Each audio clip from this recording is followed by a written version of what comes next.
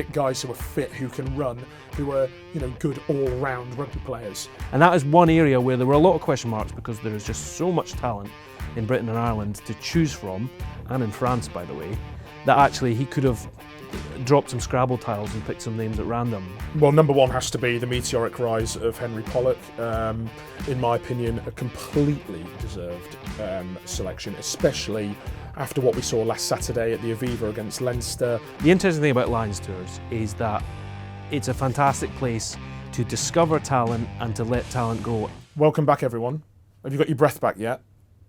I'm Charles Richardson of the Telegraph Rugby podcast. It's my pleasure to introduce today one of our esteemed rugby editing cohort, Alan Dymock, who's going to join me to run through the Lions squad announcement that we've just heard at the O2 Arena. Not as full of shocks and surprises as we necessarily hoped or expected, but still plenty of talking points that we're going to get our teeth stuck into over the next half an hour or so. Well, what a strangely zen-like experience that was. Yeah, I mean, we were properly sort of preparing for left field shouts, and I think we were really, really all on the Owen Farrell bandwagon. Not necessarily that we wanted him to be selected, but I think there were people who did want him to be included. But I think we were all sort of expecting him to be in, not just because of the Andy Farrell link, but because of chatting to sources, listening to people who have got their ear to the ground, who have been involved in Lions camps, who are just sort of so sold on him as a test match animal. This sort of phrase that we've got, a test match animal. But we'll come back into all of that in a few minutes. We'll also have to talk about the man of the moment, Henry Pollock, and other talking points as well. So that wasn't quite the hologram show of 2021. No, and it did drag on, didn't it? But plenty of narratives around there. I'm going to put you on the spot right now. Your 3 quick-fire takeaways. Go. Yeah. Well, number one has to be the meteoric rise of Henry Pollock. In my opinion, a completely deserved selection, especially after what we saw last Saturday at the Aviva against Leinster. Not just because of that, very much not a sort of one-match wonder, but from the form that we've seen this season, the trajectory that he's on, I mean, it's unlikely, I think, but there is a scenario here where he ends this summer with more Lions caps than England caps, and I don't think anyone at the start of the year would have put any money on that whatsoever. And then we can open it up in number 2 into the wider back row landscape, where there is no out-and-out number 8 there. There's Jack Conan, who is an 8, but he plays 6. He often plays 6 for Leinster. He often starts at 6 for Leinster and Ireland, fills in at number 8 when Caelan Doris departs or is injured. But there's no out-and-out 8 there. And it seems to me, with the inclusion of Tom Curry, Ben Earl, with these sort of, and Jack Morgan as well, with these quick flankers, Van der Fleer, who can shift, that maybe Andy Farrell has looked to how England have set up their back row and how England play with also no out-and-out number 8. Tom Willis is not always first choice with Steve Borthwick, and gone, okay, maybe we can, on the fast tracks down under, maybe we can outrun them, maybe we can be quicker than Australia, and maybe we can move Will Skelton, Taniela Tupou about, and maybe that's how we get the better of them. Number 3 is the fly half picture that we've already mentioned. I think it came as a surprise in the end. Maybe we built it up into more than it was, but it came as a surprise in the end that there was no Owen Farrell. I think Marcus Smith is a lucky boy, frankly. I think I would say he's a lucky boy. I think George Ford is probably playing better rugby at the minute than Marcus, but Marcus has that X factor. He has the ability to cover 2 positions in 10 and 15. And when you look at the fullbacks, you've got Elliot Daly, not an out-and-out fullback, can cover there. You've got Hugo Keenan, an out-and-out fullback. And you've got Blair Kinghorn, who is an out-and-out fullback, but he is unavailable, probably will be unavailable for 2, maybe 3 matches on tour. So you need someone else who's going to cover 15. And Marcus's versatility, we've seen a lot written about how Marcus playing at 15 has harmed his Lions chances. Ironically, it might have actually saved him, his versatility there, because George Ford is playing out of his skin. Owen Farrell, we know with his competitive edge, would have been near that touring party, and actually Marcus's versatility has saved him, and now he's looked a little bit bereft of confidence, and now this could be the sort of catalyst for him to bring his best rugby, knowing that he's going on this tour, for him not to fight for a number 23 shirt, for him not to fight for covering fullback, but for him to fight for that fly half jersey against Australia. diving in with a bit more forensic detail, there was so much of a spotlight on the fly halves. There was a lot of chat about whether Owen Farrell might make it in. There was Finn Russell, perhaps he's not Johnny Sexton's cup of tea, who's come in as the assistant coach. In the end, we've ended up with two Finns and two Smiths. So Finn Russell, Finn Smith and Marcus Smith. And we don't have Farrell, we don't have Ford. What have you made of that, and what do you think it says about the style of play that they want? I think that Marcus Smith has benefited from his versatility here hugely, because I think George Ford in particular is playing out of his skin for Sale in the Premiership. I know he didn't feature as a starting 10 for England in the Six Nations, and Finn Smith has obviously got the jersey.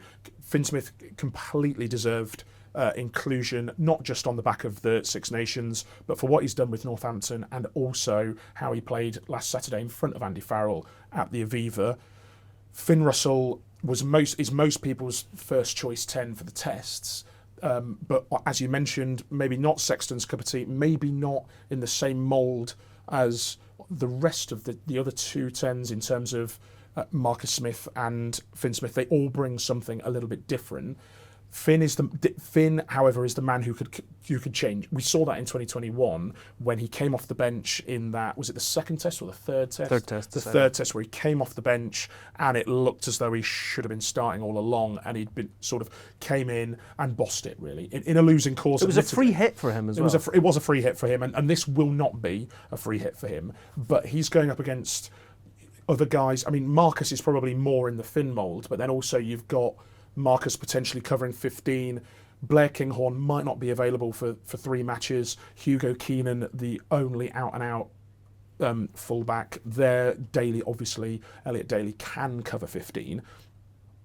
Owen Farrell not going is a surprise of sorts, because everybody you speak to who has their ear to the ground or is involved in high-level professional rugby thought that Owen would go, and that not on grounds of nepotism, but just on the grounds that he is a test match animal, for want of a better phrase. And versatile himself. Can cover 10, 12. Well, started Lions tests at 12.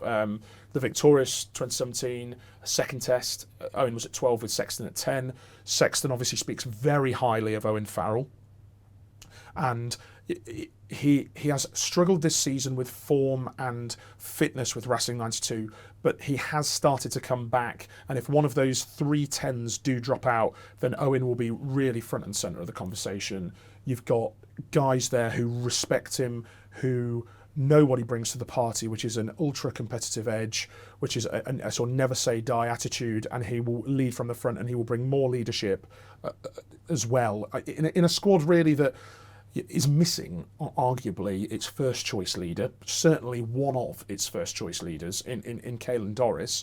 And you look at that squad and you think about other contenders in terms of leadership. There's no Courtney Laws there, who was a contender and on the long list, who's going to bring extra leadership. You've got Ellis Genge, you have got seasoned internationals, you have got experienced players, but if it's a toss-up between Owen Farrell and maybe Sam Prendergast as a replacement 10, then they might think, actually, let's give Owen the call, bring a sort of a more seasoned head into the touring party, rather than Sam Prendergast, who is as good a passer of the ball as exists in the UK and Ireland currently, but at times looks a little bit rabbit in the headlights, particularly defensively.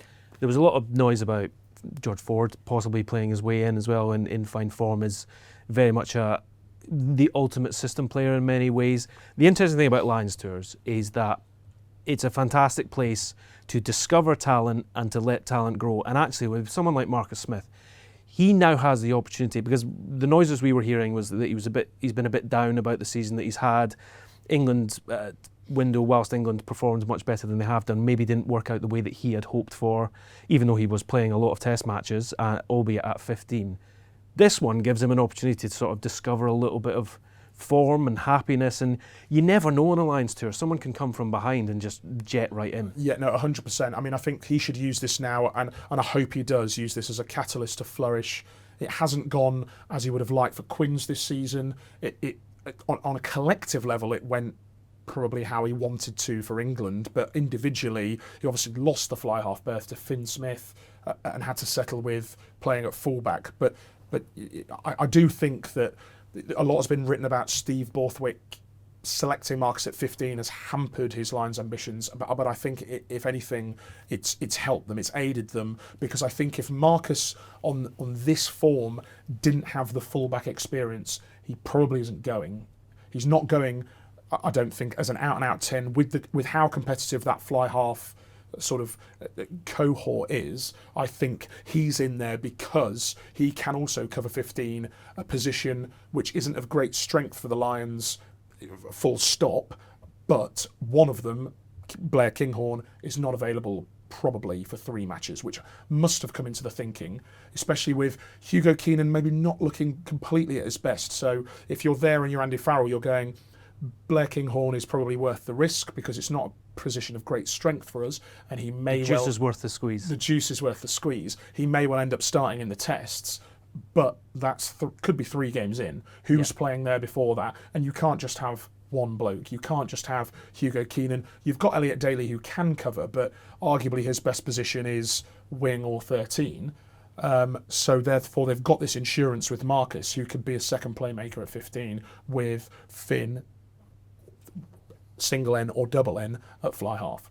So we can go through positions, breaking them down a little bit, and we will do that in a second. But actually, just sticking with that idea of versatility, the back row is really interesting. Now, form comes into this big time because, my word, what a rise Henry Pollock has had. And a lot of people are sitting back now and going, not only is this very exciting, it's just rewards. Yeah, 100%. Totally deserved, totally merited call-up. He's had a meteoric rise this season. I don't think... It is our understanding that Andy Farrell is not somebody who's picking a squad on the basis of one match. You're not being selected or being left out. Well, it helps that he's been bloody exciting in a lot of matches this season. Well, precisely. And then last Saturday, he was, out of this world good, sort of God tier really, against a world-class back row against him, where he outshone them by a stretch. And when you've got somebody, it's not just about picking the best players, this line selection. We've seen it lots. As you've said, people can come out of nowhere. Form matters hugely. It's a short window. And you're not going... Andy Farrell is not going to be taking this 38-man squad to Australia to make them all better rugby players. They're all excellent rugby players. It's about making them gel, finding combinations, getting them to play as a team. He hasn't panicked either, because there are 12 Leinster players in this squad. So it's not like he's gone, well, this game, that tells me that I should write off these guys. Precisely. It's more just that Henry Pollock, and Mitchell, you'd say as well, played so well in that match in the semi-final of the Champions Cup that they've just gone, well, these guys merit inclusion. But he's in there in the mix with your likes of Jos van der Flier. Now, you mentioned very briefly there the back row balance and whether there's an out-and-out number 8. Are we going to see a sort of mix and match back row? Are we going to see potentially 3 sevens playing a back row? It seems like everything's up for grabs at the moment. And that is one area where there were a lot of question marks, because there is just so much talent in Britain and Ireland to choose from, and in France, by the way, that actually he could have dropped some Scrabble tiles and picked some names at random, such as the level of talent that they've got. This cohort that he's picked, what do you think he sees in these guys? Well, 100%. And also, just very quickly as an aside, one of the 2 Welsh guys as well is involved. But again, not an out-and-out number 8, and there's no out-and-out number 8. Now that Doris is injured, no out-and-out number 8 here. And you do just wonder. Obviously, Jack Conan is a 6/8. He is, to say that he's not a number 8 would probably be a little bit misleading, but a little bit disingenuous. But he is not an out-and-out number 8. He had the option of maybe taking Tom Willis, and decided against it. You look at other guys like Matt Fagerson, maybe Jack Dempsey, big ball carriers, and he's decided against it, which suggests to me that we could quite easily see, like England have done, almost 3 sevens or 3 6.5s playing 7, 8 and 6. But also you look at the locks that are going, and you look at Ty Byrne, you look at Ollie Chesham, you look at Maritoje at a push, can all cover 6 if they want a line out jumping 6. So you've got 5.5s, you've got 6.5s. I mean, I think here there's a real lack of... This sounds negative, but it's not. There's a lack of ballast in the back 5 of the pack, almost lack of sort of real weight, chunkiness, sort of heavy duty forwards. Yeah, I get you. Which suggests that they're going to try and run Australia. They're going to move. They want to move Will Skelton about. They want to move Taniela Tupou about if he's selected. A bit like England did in the Six Nations, where Tom Willis, for all his strengths and for how impressive he looked, he never made that number 8 jersey his own, because England were looking at it, two Curry, and this is without Sam Underhill. Remember, they were looking at 2 Currys and Ben Earl, and then you've got Pollock coming into that as well right at the end. And this could quite easily happen on a Lions tour where, who knows, you could have Jack Conan at 8 and then 2 7s with Pollock and Van der Fleer, or even with Jack Morgan at 6. That's not beyond the realms of possibility, because you've got line-out cover there, especially if they go Itoje and Byrne, 2 of the best line-out forwards or springiest line-out jumpers in the UK and Ireland. You've also got Ollie Chesham, who's a fantastic line-out forward who could play 6 if they wanted to go like that. This gives them real options. You've got Scott Cummings, who's another excellent line-out Now, I do forward. want to talk about him, right? Because we were chatting before we on here, and you said you made that very same point about ballast, in that a player like him, although he's not been fit, I mean, he didn't play in the Six Nations for Scotland.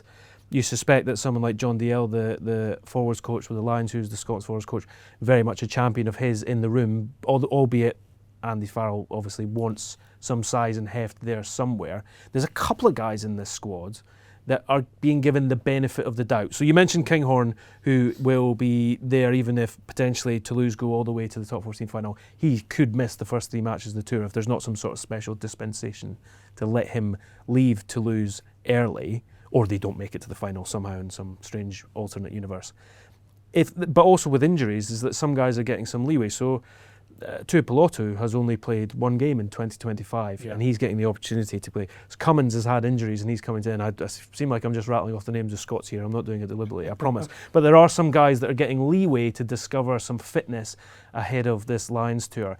38 players probably gives you the scope to do that, but why do that and not maybe go for someone else who's been playing all season?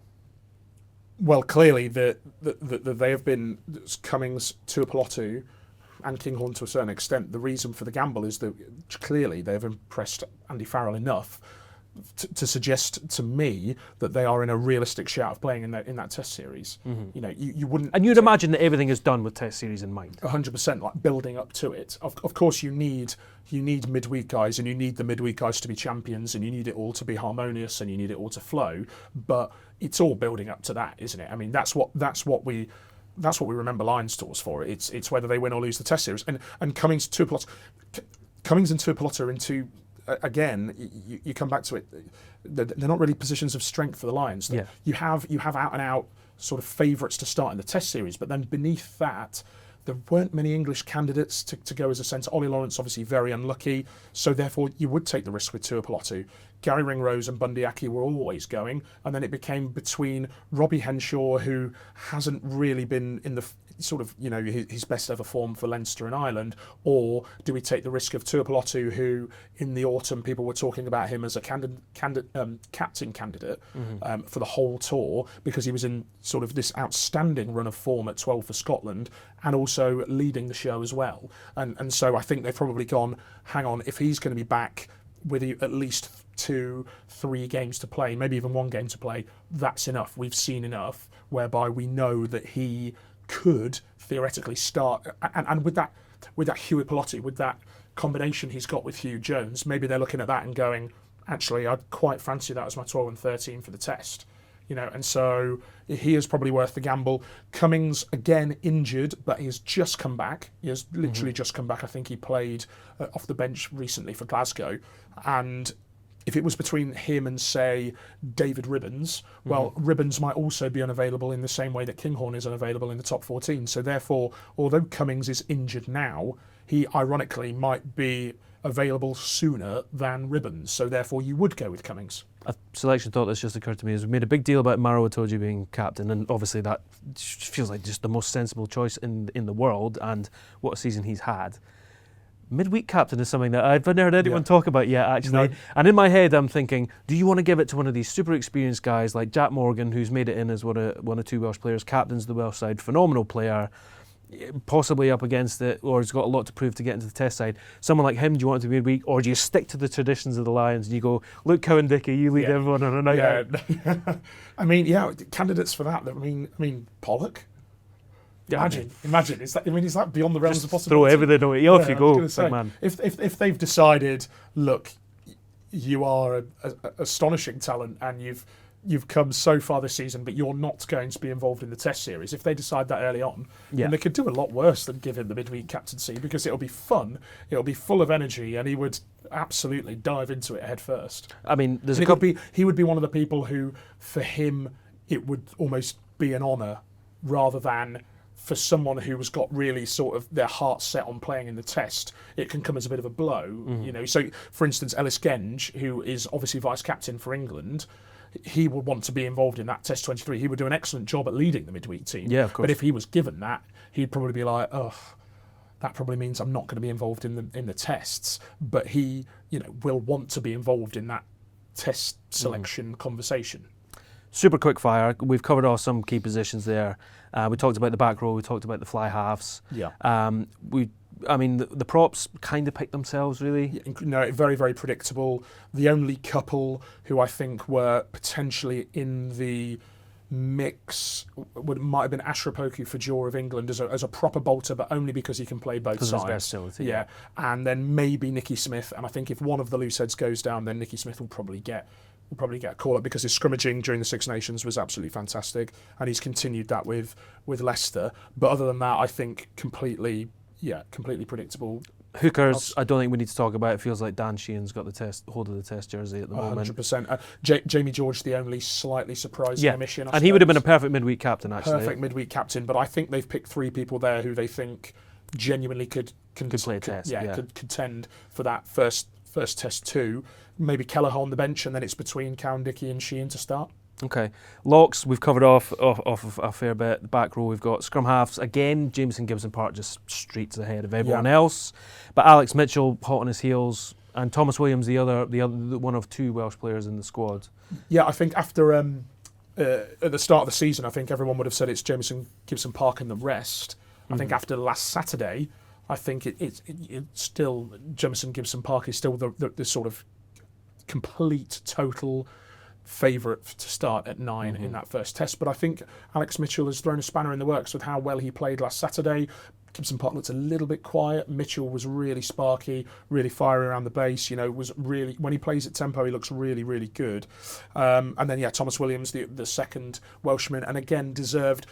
Maybe it didn't quite go for him in the Six Nations as he would have wanted, but I think that could be said of a lot of Welsh players. I think everyone was up against it in that Six Nations. But he's looked absolutely mustard for Gloucester, and you know, no qualms with the scrum half selection at all. And back 3 finally, hotly contested one. Kinghorn is in as the only player from France to make the squad, which in itself is interesting. We mentioned that a little bit.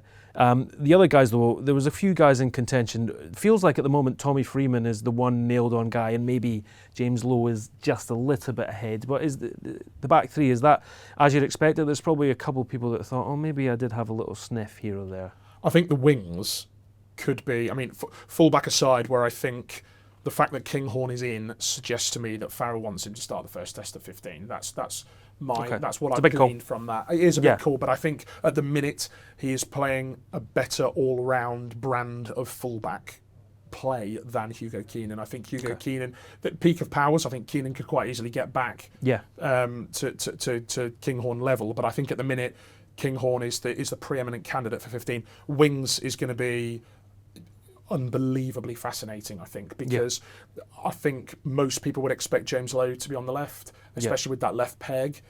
Then the right wing, I mean, you've got Freeman in the form of his life and the outstanding England winger at the minute. Matt Hansen has taken a little bit of, I don't want to say bad energy, but there's been a little bit of negativity around Matt Hansen from the sort of Telegraph commenters and Telegraph subscribers. I think he is an incredible rugby player. I think he is such a good footballer. His feel for the game, his rugby intelligence is off the charts. And he has dug Ireland out of a hole quite a few times. You know, Ireland, a very, very good side, and he's dug them out of a hole on numerous occasions and looks every bit a Test winger, and he could quite easily start for the Lions against the country in which he grew up. It just all feels very... you were going to mention Darcy Graham there, and he is the one name that I've seen commenters mention an awful lot, which to me senses that these are all very tactical decisions, because one of the things being thrown at this group in general anyway over the last couple of days is doesn't seem to be an awful lot of pace there. No, but then you mentioned you've got Duhan, well, quite, and he's not exactly short of toe, and neither's. I mean, Freeman isn't the quickest wing in the world, but he's quick enough. But I mean, with the tactics, I mean, you can uncork that left peg if you want from low, and he can hit anywhere you want in the park. And tell you what, hoisting balls up for Tommy Freeman in a red jersey just seems like the most exciting element of that back three at the moment. Well, I mean, not meaning to draw even more comparisons to England and making it too England-centric, but it's pretty similar to, in terms of pace, how England line up, as in just nobody in the team is slow, but there's no sort of out-and-out gas man, apart from when maybe they have Slightholme, but Slightholme isn't a nailed-on starter for England anyway.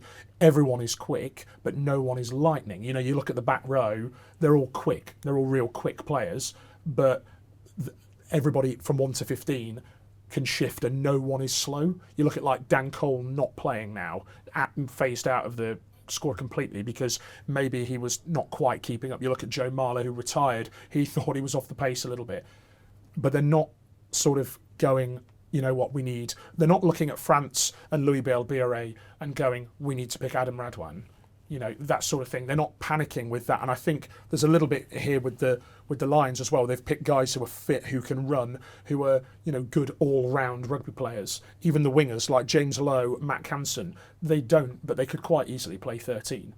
If Leinster had an injury crisis, James Lowe could quite easily play 13. Same with Connacht and Matt Hansen. Yeah. You know, they are really intelligent rugby players. A bit like what England have with Tommy Freeman. You know, he's incredibly skillful. Faye Waboso as well, like very, very skillful, so strong.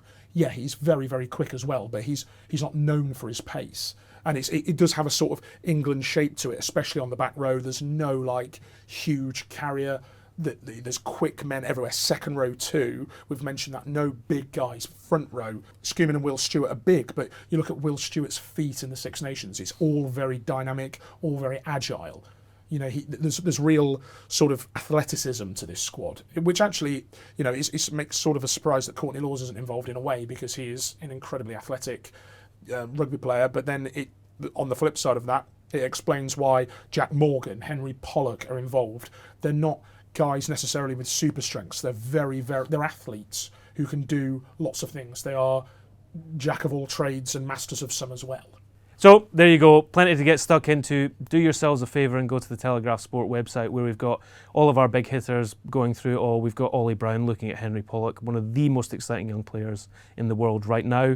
We've got Gavin Mayers looking at the fly half situation there, and we've got Charlie Morgan digging into all those fantastic analytical little details that you may have missed. So stick with us here at Telegraph Sport as we dig into everything Lions related.